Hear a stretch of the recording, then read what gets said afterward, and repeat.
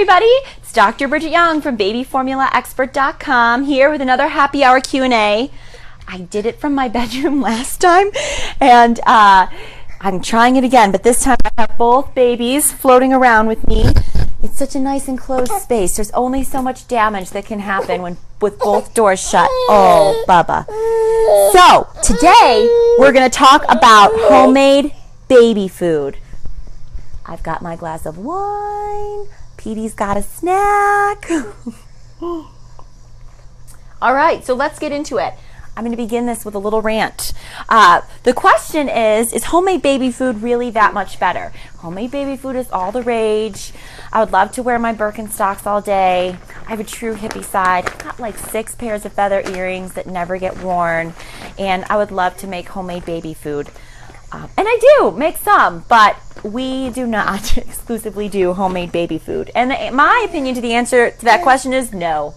It's not that much better. So I hope some mom watching this finds some comfort in the fact that I do have a good idea of what I'm talking about, and homemade baby food is fabulous. If you have the time to do it, you should, and it's a wonderful thing to feed your baby. But if you don't, girl, shake it off. Here's my rant. Dear Pinterest, if I see one more picture of an immaculate kitchen with all kinds of homemade baby food laying in the little ice cube trays with all like the 18 different kinds of vegetables picked from the garden and then steamed, pureed, and frozen, I may vomit on top of the pile of spit up that's already laying on the floor. Oh wow, that's a lot of very intense hugging. Thank you. The truth is, if you have a baby to feed baby food to, you probably don't have time to make homemade baby food. You're probably very busy keeping the baby alive. Hold on, that's my microphone cord. So, I do make homemade baby food about once a month. I manage to get like 3 veggies or maybe some meat made, and I do freeze it in those adorable little ice cube trays. I never take a picture because the kitchen is always such a mess that the picture would be embarrassing.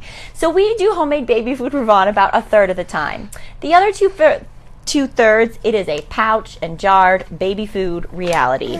But my opinion is, sure, sweetheart, there are fantastic baby foods available. Almost all of them are organic now. I do recommend you go ahead and buy an organic baby food because they're usually not any more expensive than the non-organic, and they have fabulous sales. What I do want to talk about is what I do with baby food that I buy from the store. First of all, they usually have all kinds of exotic vegetables. I have a PhD in nutrition, and I'm not 100% sure what a rutabaga is, but I just bought a baby food that was like spinach, rutabaga, and turnip. I was not going to make that homemade. That's fantastic. You can see Ron's little hands. So that's a huge bonus with homemade baby food, or with store-bought baby food.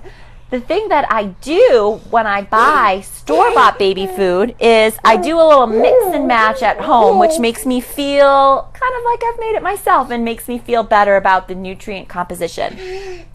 I'm on a one-woman apparently mission to increase the amount of fat in baby food. So breast milk and formula is about 50% fat, 50% of calories from fat. Then all of a sudden at 6 months we start feeding baby food, and usually, especially in America, we start with vegetables, which is awesome. I love vegetables. Maybe some banana, some Cheerios. Anyway, really high carbohydrate, low fat foods. And babies need a lot of fat because they need a lot of calories. They're growing so quickly. So one of the most, what I do with almost all my baby foods that I buy is I'll get a pouch or whatever. I try to get mostly veggies, not concentrated fruit. I'll squirt it into a bowl, and then I'll add my own fat. So I've always got healthy fats on hand to stir into my store-bought baby food. My favorites are butter. So go ahead and spring for the organic, grass-fed if you can find it butter. It is redonkulously expensive.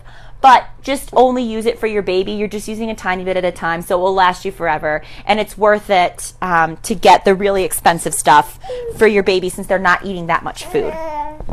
So sometimes I just stir in a nice hunk of butter, and then it melts and I stir it in. Coconut cream. I also buy organic coconut cream from the can. I'll stir in sometimes a tablespoon of that.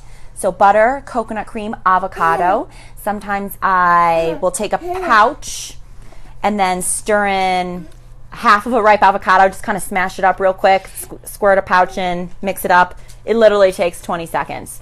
And feed that. What are other fats? Hard-boiled egg yolks.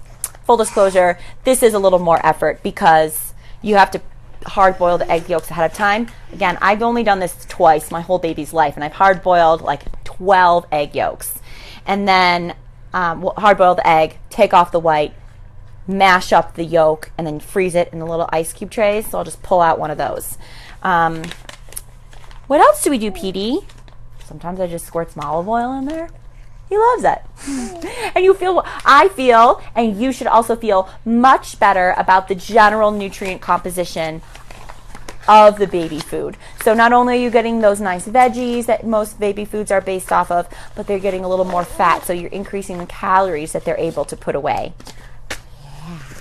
And then the other thing is sometimes if the pouch is very liquidy and then it gets even more liquidy because you've just stirred in butter or coconut cream or oil, you probably have baby cereal on hand. I'll just sprinkle a tiny bit of baby cereal on top, more like a thickener. But the other good thing is that all baby cereal is fortified. So it's like stirring in a multivitamin.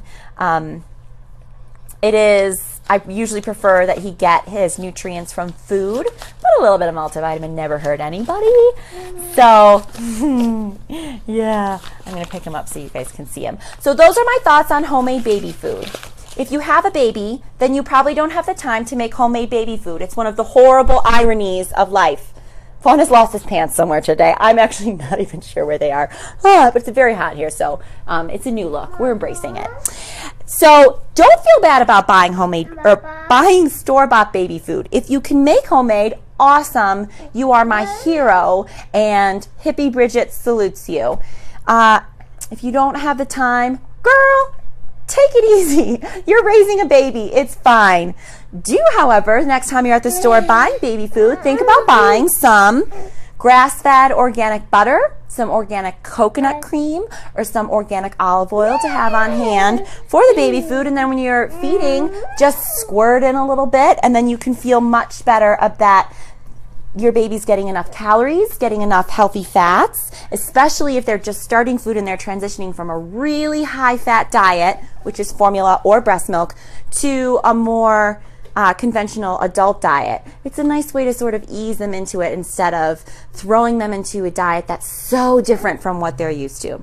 So those are my thoughts on store-bought baby food. And like I said, I feel really good about myself when I stir in a little butter and I actually am going through the action of stirring. I'm like, oh, look, I'm making my baby's food. It's completely in my head. But mental or not, I'll take a good feeling any way I can get it. Petey, do you want to say hello? Say hello to everybody.